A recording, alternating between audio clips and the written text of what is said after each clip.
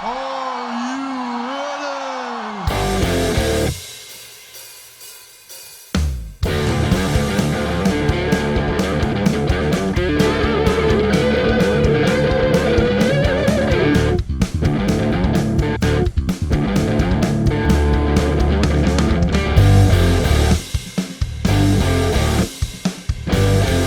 Ricky, how's it going over there? Great, how are you? I'm doing well. Let me do my little stint here. All right, guys, welcome to the show, the Degenerate Sessions. We're here being the elite on Instagram. My guest today is the rock god, Ricky Gibson. How you doing, brother, and how you been? I've been great. Going a little bit crazy staying at home, but other than that, I'm doing well. That's awesome. I just went back to work, so. Oh, yeah. Yeah, it's crazy world out there. But as long as you're staying safe, keeping busy. What are some of the things you've been doing to keep busy? I'm trying to create as much content as possible. Ed and I do Patreon, so just trying to make little clips and different things, and working out, of course, and just trying to stay relevant, That's awesome. So let's dive right in here, if you're ready. And yeah, we'll go right from. So where are you from for the fans? I mean, I know a lot about you, but this ain't about me. So where are you from? Where are you from, and where'd you grow up? Yeah, from Portland, Oregon, born and raised. Been here pretty much the whole time. Travel around a lot through Oregon, Washington, California, Canada, through this area. But Portland, Oregon is home base for me. That's awesome. Where you been from in Canada? That's where I'm in. Oh yeah, we travel up to like Vancouver, BC, Vancouver Island. There's another small town that ECCW runs up there. Awesome. Yeah. Where are you? Me, I'm from Toronto. Oh, cool. Yeah, Toronto, Canada. It's a little chilly here today, but it's okay. I love it here. So, how'd you get into wrestling? How'd you grow up on wrestling? What decisions you made to make that your career? Because wrestling's fantastic. I just had a phone call, so I missed half of your question. I'm sorry. Okay, no problem. So, where did you? No worries. How did you get into wrestling? Did you grow up on it? How did you know you wanted it to be your career? Go down that path for us as much as you can into detail. And yeah, we'll start from there. Yeah, absolutely. There's a lot more detail I could jump in at any situation. Just let me know. I grew up. I was probably like 5 years old. I remember I was at a babysitter's house, and one of the other kids there was like flipping through the channels, and they stopped on The Undertaker and Mankind doing something. I don't even remember what, but like this image was burned into my head of like, that's wrestling, and I didn't know what it was. I didn't know how to explain it. I was just like, there's something cool about that. And then it was probably a couple years later where I really got into it and started watching it. And my best friend and I growing up, we just knew we wanted to be wrestlers. We watched all the shows. His grandparents had one of those DirecTV black boxes where just everything was unlocked. We didn't watch porn. We watched wrestling pay-per-views. All the things in the world, we tuned into every pay-per-view. Because that's what we wanted to do, and we never did like backyard wrestling, but we absolutely wrestled in the backyard. We never made a production of it, but that was it. And I started searching for wrestling schools when I was probably like 13 years old, and there was nothing in the area. Oregon has been a dead zone for like 10 years because the athletic commission kicked out any sort of wrestling. So there was some in California, and obviously I wasn't, 13 years old, I wasn't able to do that. And then there was some up in Canada. Washington was pretty dead too. And then finally, 16 years old, found a school here in Hillsboro, Oregon. They've been running pro wrestling, and it was really mainly boxing. And started training, and man, I never looked back. From the first day, this is what I want to do forever. Yeah, that is awesome. So go into some of the training. What's your training like day to day? Yeah, so when I first started, 16 years old, I was still in high school, still in amateur wrestling in high school. It was my junior year. And so it was, I'd go to school all day, and then 3 o'clock, me and my buddy jump in the car, drive an hour to Hillsboro, and we trained for like 4 hours there. And it wasn't it wasn't like the hardest wrestling school you can ever think of. You always hear the stories of, Hulk Hogan had his leg broke the first day to test him, and people ran until they puked. It wasn't that. It was difficult. It was painful, but it wasn't intense. It was a couple of guys that wanted to have fun, wanted to be wrestlers and learn. But man, the first day it was nothing but rolling. So just rolling forward rolls, backward rolls, shoulder rolls. Just make sure you know how to move. And then finally, like through the bumps, that started to take a toll. But worse than bumps, believe it or not, hitting the ropes. I'll never forget the first couple of days going home and like right under my my lat was bruised for weeks straight from running the ropes. You wouldn't think everyone just looks like they hit the ropes so easily, but that was the thing that I remember sucking. So, does your body get used to it when you hit the ropes, and then there's no marks, or how does that work? Yeah, pretty used to it. A callus, I guess. I guess you get used to it. Same thing with bumping. It always hurts, but you're just used to the pain, Okay. Wow. That is awesome. So, go through some of your matches. Go through your first match ever entering through the curtain. Who was it against? What company? I'm not going to spoil anything. I'll let you talk. Yeah, sure. So, very first match was at Tito's Gym, which is where I trained. Okay. And Tito's Gym it's in the middle of Hillsborough, is a highly Hispanic area. Tito Carrion he was actually Puerto Rican, but he was Mexican for wrestling. And he wrestled for the WWF years and years ago. Anyway, so it was a flea market. They set up all of, tables selling anything you could possibly think of, from food to used VHS tapes, just everything. And then in that same area was, car garage or shops and all sorts of stuff. But in smack dab in the middle, we pulled the ring outside, set up some barriers, and just had a free show. So anyone walking by could just come down and watch the show. We'd take a little bucket around and try to get donations, maybe $5 every weekend. But the very first match was against the guy that I went to training with for the very first time. And he quit probably 6 months in. But a lot of people talk about their first match being just terrible. They hated it, they messed up and all this stuff. I was actually really proud of my first match. And a couple of years into wrestling, I watched it again, and I was like, it's not bad. And not to brag, I've had plenty of terrible matches, but for some reason, the first one was actually was pretty fun. And probably because we trained 6 days a week. We didn't train on Sundays because Tito ran a church out of the gym. But every other day of the week we were training and wrestling, and we traveled together, to and from practice every day. And we were both on the amateur wrestling team too, so we knew each other pretty well. But yeah, it was a lot of fun. Since then, I was 16 years old then.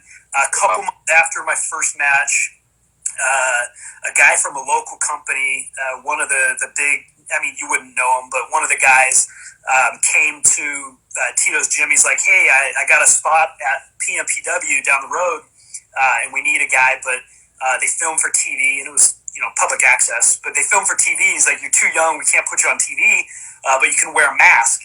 And he's like, you can't let anyone know who you are because I don't want to get in trouble. So we literally showed up with masks on, blacked out eyes and mouth. Didn't talk to anyone except the guys that we were wrestling, and totally kayfabed everyone on who we were. It was super strange, and I felt so awkward doing it because everyone there had been wrestling for a long time and looking at who are these guys? But it was a lot of fun, and then the next company that I wrestled for, actually West Coast Wrestling Connection. Yeah. I wrestled for them under a mask as well because he didn't think I looked old enough to be a wrestler. I probably turned 17 at that point, but I was so young, no facial hair, real short hair. I didn't look like a menacing wrestler, so I had to wear a mask. That started it all and just kind of bloomed from there. That's awesome. That is awesome. So going to the West Coast wrestling, how was it there at such a young age? Yeah, you said 17, right? Yeah, it was super cool. I wrestled with a lot of the guys that I had in that area, watched for a long time. Yeah. Guys you wouldn't know the name of, but for the Portland area, it was like, oh, that's really cool. I get to be on the same show as this guy, and I was the first ever match for them. It was a dark match for their very first show. So it felt kind of special, and eventually it became kind of like a mainstay there. And I had the Lightning Division title for a minute, and I had the tag team titles for a minute. But one of the coolest things, at a really young age, Blue Meanie came in like 4 or 5 times for the shows. And so I had the opportunity to like pick him up from the airport and drive, 3 hours in a car with him. And really funny story about that. And I grew up watching ECW, so the young kid in me was super excited, kind of marking out for him. But the funniest story, and it wasn't as funny at the time, but like looking back, how awkward this was. West Coast Wrestling Connection tried to do a lot of community involvement, and like the Elks Lodge or Moose Lodge, I can't remember, one of those that we wrestled at. Was doing a food bank drive one year for Thanksgiving. And so Blue Meanie and I, in full character, I had a mask on, which hippie, like all colored and tie-dye. Yeah. And then Blue Meanie, full, Blue Meanie face paint, hair, half shirt, everything. We're going to deliver these food baskets to people all over Salem, Oregon. And in my mind, it's like, these people are probably pretty excited, like getting food baskets from professional wrestlers. But then looking back, like, these people had no idea that we were pro wrestlers. They just knew they were getting food baskets. So, like, open your front door, and there's the Blue Meanie, big Blue Meanie, and some guy in a hippie mask, like, showing up with food. It's just hilarious to think about how awkward that would be as someone getting a free food basket. Oh my god! So that's a funny story, man. It was. What was the reaction like? No one really like made a reaction of it. It was just like, okay, kind of awkward, but we didn't think anything of it. At some point, there's probably some embarrassment of like, I'm getting free food, and we try to overlook that. And everyone needs help from time to time. And we stayed for a while. We talked, and they had some presents there as well, like some little gifts for the kids. So like, it was a really cool thing. We got a chance to talk to them for a while, but it was just, looking back, it's just hilarious to me. That is awesome. Did you get to pick his brain on those car rides? Oh yeah. Talked a lot about wrestling. Just talked a lot about just bullshit in general. Like, he's a really funny guy. Like, a lot of funny stories, and I really just like sit back and listen to him talk, and it was a lot of fun. That's awesome. So go into some of your matches, some of your favorite matches of your career against some of your opponents, and try to go into detail if you can, what you liked about them, chemistry-wise, stuff like that. Yeah, there's a couple that I can think of for different reasons why they were my favorite. So I wrestled Gangrel for WCWC, and one of my favorite because, again, I grew up watching this guy wrestle. Yeah, and he's and if you haven't seen him on the indie scene, from when he wrestled for the WWF to the indies, like, he didn't change how hard of a worker he was. Like, you can't convince me that there's a harder worker than Gangrel on the indies. He'll bump on the cement floor. He'll go every single time, whether there's 10 people or 10,000 people. He goes hard every time, and so it was incredible to like be able to be in the ring with him, and learn from him. I was the bad guy, he was the good guy, and we had probably like 3 or 4 matches where it's one-on-one, and he was amazing. Stoner Brothers saying he's the shit. He's amazing. And then as a tag team with Greg Romero from Las Vegas, him and I wrestled Gangrel and Sim Bodie. And as a tag team, like, it was another thing where, he's already watching him in WWE. It was just another incredible thing where just listening to them talk, and without even like them intentionally teaching us stuff, like, we're learning every minute. It was incredible. So those were some of my favorite matches just from like a learning standpoint. Okay. As far as like a favorite match of mine, Eddie Pearl and I wrestled this team from Canada. They're in Vancouver for ECCW, named the Strays. Elliot Tyler, who is Beef Boy, and Judas Icarus or Icky, and we've had probably 4 or 5 matches with them. And there's a couple reasons why it's some of my favorite matches, all of them. First of all, their chemistry is incredible. They work together so well. They're so smooth. You never have like weird, awkward, like stop moments or anything. So that was incredible. But it was the first time that Eddie and I wrestled as a tag team in Washington. And we were still like kind of unknown. The people knew who we were, but they didn't know us. Same thing with the wrestlers and the promoters up there. Like they didn't really know who 4 Minutes of Heat was. And we had this match, and there's all sorts of people on the show. Alex Zane, Chris Bay, a whole bunch of people. DJC was there. Like all these people watched the match. And when we came back, it was like, dude, that was incredible. You guys stole the show. And I don't know if that's true. Like, I'm always super critical of my matches. But the reaction that we got, like, when we both, Eddie and I, got in the car together, and you couldn't force us to not smile. Like, there's just something magical about, like, we knew when we walked out of that match that we had made a name for us in Washington. And that we had put ourselves on the map. Yeah. So those matches with the Strays were absolutely incredible. Where do people watch them on YouTube? What's that? I'm sorry? Can people watch them on YouTube? Where the matches are they anywhere?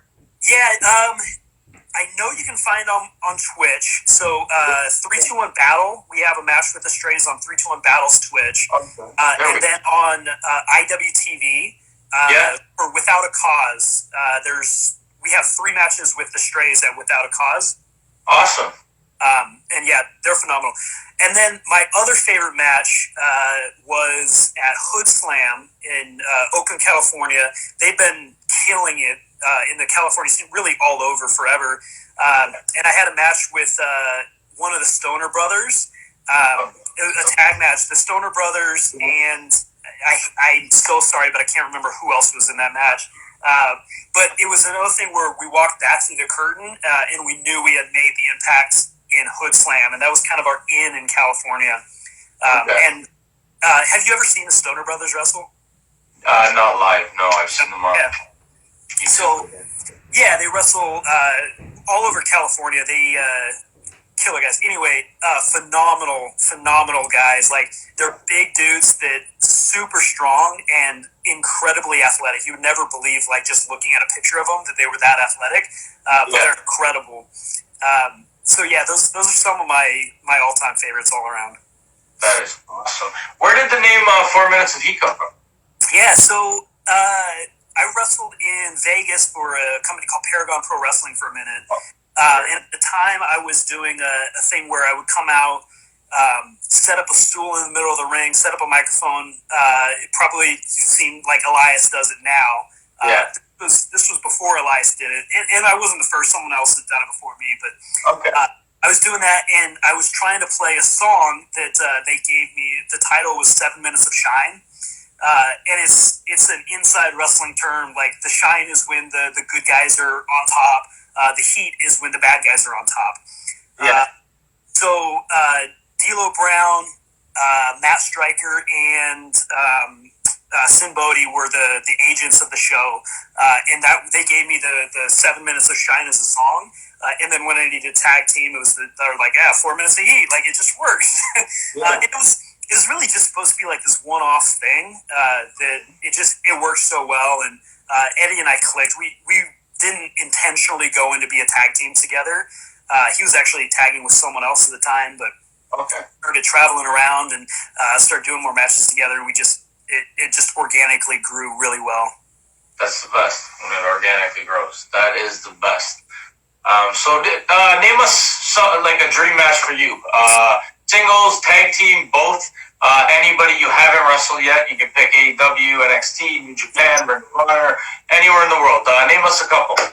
Yeah, I get this question quite often, as you can imagine. Yeah, it's a fun question.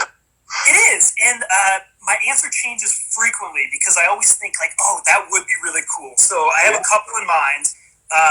The number one match that's always on top of my mind, and everyone always says it, is 4 Minutes of Heat versus Rock and Roll Express.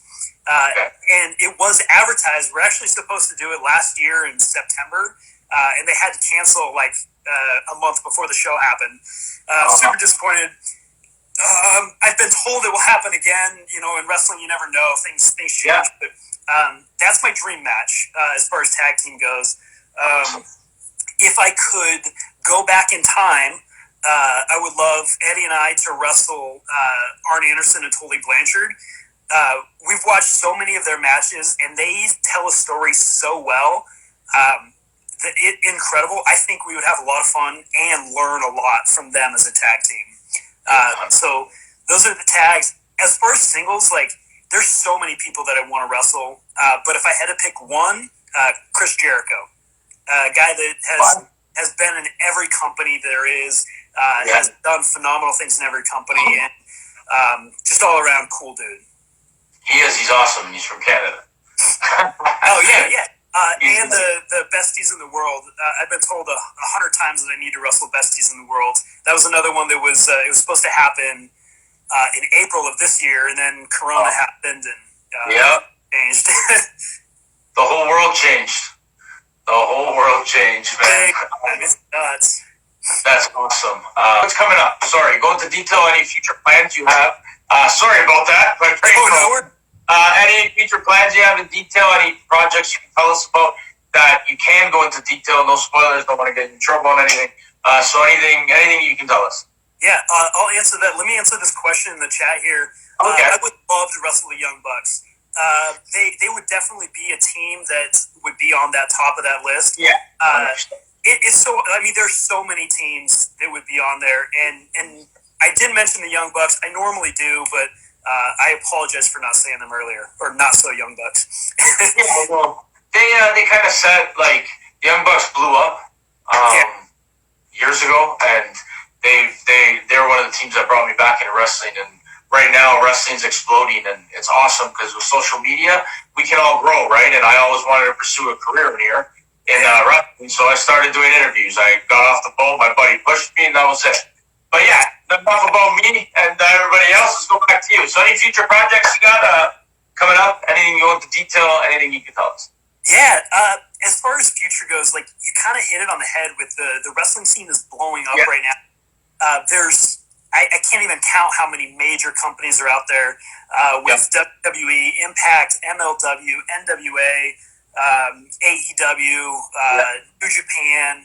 I mean, there's so many out there, and that's just like major companies. Then you think of all the independent companies that are out there that are killing it without needing television because IWTV or High Spots Wrestling Network. There's so many cool things out there. What's future for 4 Minutes of Heat? Defy Pro Wrestling is on hold right now. As soon as Corona's done, we'll get back to it. But we're the current Defy Tag Team Champions, and we got a lot of cool plans coming up for title defenses with that. There's a couple other companies out there that have that we've talked to about coming down or coming over. But who knows? With Corona right now, we're just kind of a wait and see kind of thing. Yeah. And then Eddie and someone already mentioned on here. Eddie and I have a mullet versus mullet match that we're gonna do. Probably in like 2 weeks from now. We're waiting for a sunny day to be able to do it. We're gonna film it outside, so we need good weather. We can't just throw it together. What's that? Like no fans? Yeah, so no ring. It's just going to be him and I wrestling. I'm going to have someone film it, obviously, and awesome. It's him versus me, mullet versus mullet. Loser's going to shave their head. So don't do it. What's that? I said don't do it. I won't. I'm going to shave his head. That's what I wanted to hear. I'm the original mullet. In fact, funny story. So I was wrestling for West Coast Wrestling Connection as a singles wrestler for a little bit. I was tagging with a guy named Greg Romero. Greg left. He's no longer with the company, and they wanted to bring in a roadie for me as the Rock God. And Eddie was training at the school that I was training at. And I was like, hey, dude, I think you're perfect for this. but if you want to be on TV, you got to cut your hair into a mullet. And he had just long all over hair, and he's like, no way. I was like, dude, you have to. If you want to be on TV, get a mullet. He's like, I can't do it. And then like 3 days later, I get this cryptic text at like 10 o'clock at night that just says, it's done. I was like, what are you talking about? And he sent me a picture. He cut his hair into a mullet. I was like, yes! So I convinced him to get a mullet, and I don't think he wants to shave it off, but there's so much talk about who has the better mullet. It's clearly me. So I'm excited for that. It's got to happen. Where are you guys going to upload it? On YouTube? On Twitch? It'll be on Patreon first. We may eventually post it to, everything, YouTube probably, but it'll be on Patreon for our subscribers.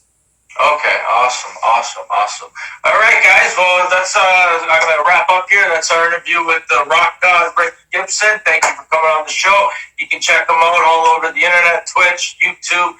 And, thank you for being my guest, man. I appreciate it so much. I'll let you say goodbye to everyone. Yeah, absolutely. Goodbye, everyone, but most importantly, thank you. I think a lot of people say this, but I think it kind of goes maybe not said enough or loud enough. We are independent wrestlers. We make our living. We grow our brand, our name, based on the likes, the shares, the interviews, the one-on-one time. Like, it doesn't cost any money to support me and make me a better brand. So I greatly appreciate you very much for taking 30 minutes of your day to interview me. And I know you're having fun doing it. I have a ton of fun doing it. I love talking about wrestling. So this is the kind of thing that helps me grow. So really thank you, and thank everyone that watched and hit those heart buttons and the thumbs up and everything. I really appreciate it. It's awesome. Thank you, man. We'll do it again 100%. I'm sorry for freezing earlier. I've never done that. I got all flustered there, but that's okay, man. Thank you so much. I appreciate it, and we will talk 100% soon. If you guys haven't yet, follow Ricky Gibson. I got nervous there again on Instagram, on Twitter. Follow him, The Rock God. We're out. Thank you, Ricky. We'll see you soon, brother. Thank you.